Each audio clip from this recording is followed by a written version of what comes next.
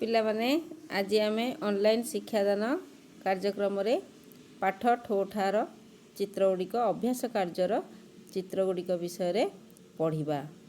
ଛବି ଦେଖିକି ଶବ୍ଦଗୁଡ଼ିକୁ ପଢ଼ିବା।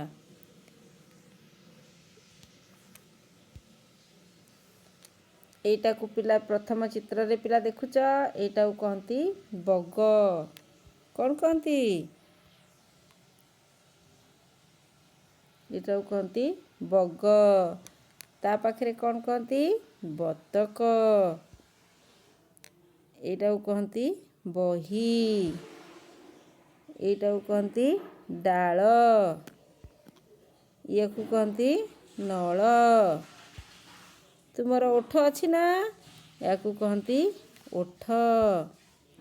ଆତ ଖାଇଛ ପିଲାମାନେ?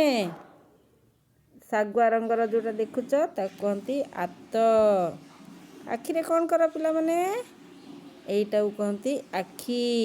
ଆଖିରେ ଆମେ ଦେଖୁ। ତମ ଘରେ ପିଆଜ ଖାଇଛ? ପିଆଜ ଦେଖିଛ? ପିଆଜକୁ ବାଟିକି ଆମେ ତରକାରୀ କରୁ। ୟାକୁ କହନ୍ତି ପିଆଜ। ଫୁଲ କାହାକୁ କହନ୍ତି ପିଲେ? ୟାକୁ କହନ୍ତି ଫୁଲ। ପାଦରେ ତୁମେ କ'ଣ ପିନ୍ଧ? ୟାକୁ କହନ୍ତି ଚପଲ।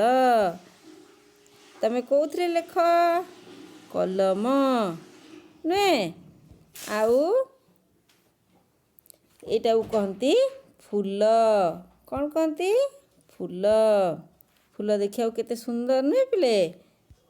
ଆମେ ଆଜି ପାଠ ଠୋଠାର ଏଇ ଅଭ୍ୟାସ କାର୍ଯ୍ୟର ଛବି ଗୁଡ଼ିକ ବିଷୟରେ ଜାଣିଲେ ନୁହେଁ ପିଲେ? ଏତିକି ଆଜି ଆମେ ପଢ଼ିବା। କାଲିକି ଫେର ଅନ୍ୟ ବିଷୟରେ ଜାଣିବା।